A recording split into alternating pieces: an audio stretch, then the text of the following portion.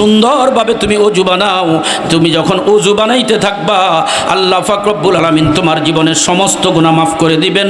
আল্লাহর দরবারে তোমার অনেক অনেক মর্যাদা বৃদ্ধি করে দিবেন। সুবহানাল্লাহ।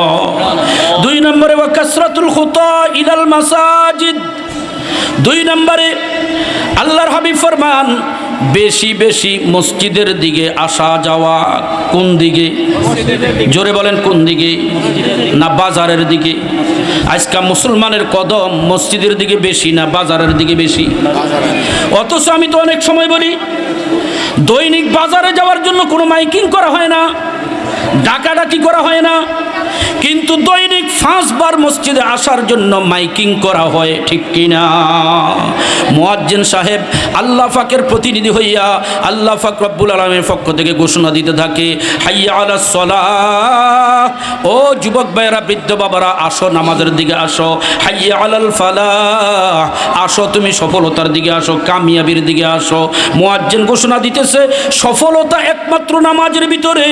আর আমি মনে করতেছি সফলতা দোকানে, সফলতা ক্ষেত খামারে, সফলতা এরকমভাবে চাকরির অফিসে।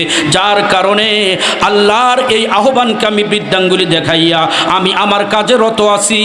নামাজকে নামাজ আমি ছেড়া দিতেছি। আছে না নাই? এই জন্য কাসরাতুল খুতা ইলাল মাসাজিদ, দৈনিক 5 বার ডাকাডাকি করা হয়, আসো বান্দা আসো, মসজিদের দিকে আসো, মসজিদের দিকে আসো। আল্লাহ পাক রব্বুল আলামিন আপনার আমার প্রয়োজনে দিনে এমন কোনো কাজ রাখে নাই যেই কাজটা একদিনে 5 বার করা লাগে। একমাত্র নামাজ, নামাজ, নামাজ। আল্লাহ পাক রব্বুল আলামিন নামাজ দান করেছেন, এই নামাজ দৈনিক 5 বার পড়া লাগে। ঠিক কিনা? তার কি অর্থ?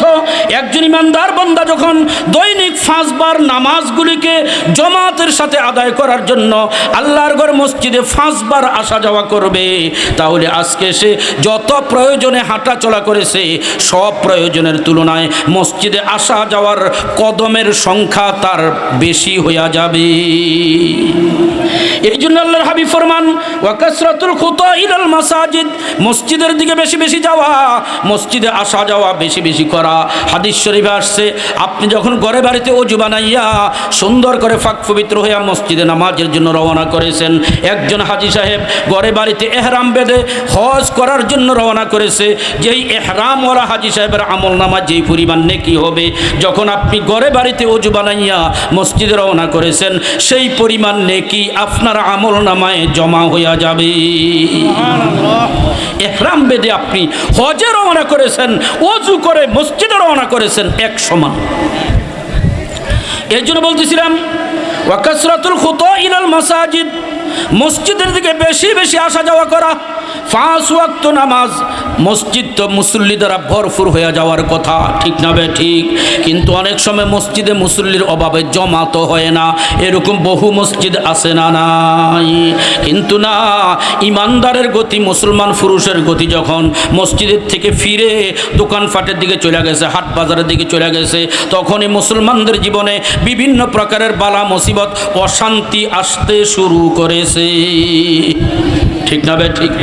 এই জন্য 2 নম্বরের আমল, ওয়া কাসরাতুল খুতা ইলাল মাসাজিদ, মসজিদের দিকে বেশি আসা যাওয়া করো। মসজিদে বারবার যাও, মসজিদে শুয়ে থাকো, মসজিদে বসে থাকো, মসজিদে তেলাওয়াত করো, মসজিদে তাসবিহ পড়ো, মসজিদে ইস্তিগফার পড়ো, মসজিদে নামাজ পড়ো, মসজিদে কোরআন তেলাওয়াত করো। আল্লাহর ঘর মসজিদ 24 ঘন্টা খোলা থাকবে। আর আল্লাহর বান্দারা পারলে 24 ঘন্টাই মসজিদে পড়ে গড়াগড়ি করবে। জোরে বলেন, ঠিক না বে ঠিক? আজকে মসজিদে 5 ওয়াক্ত নামাজের পরে তালা আছে না নাই? সুরের ভয়ে ফ্যান সুরে নেওয়া যায়, মাইক সুরে নেওয়া যায়, মেশিন নেওয়া যায়, এই নেওয়া যায়, সেই নেওয়া যায়। কেন নেওয়া যায়? সুরে কি অন্য মানুষ থাকলে চুরি করতে পারতো? তাহলে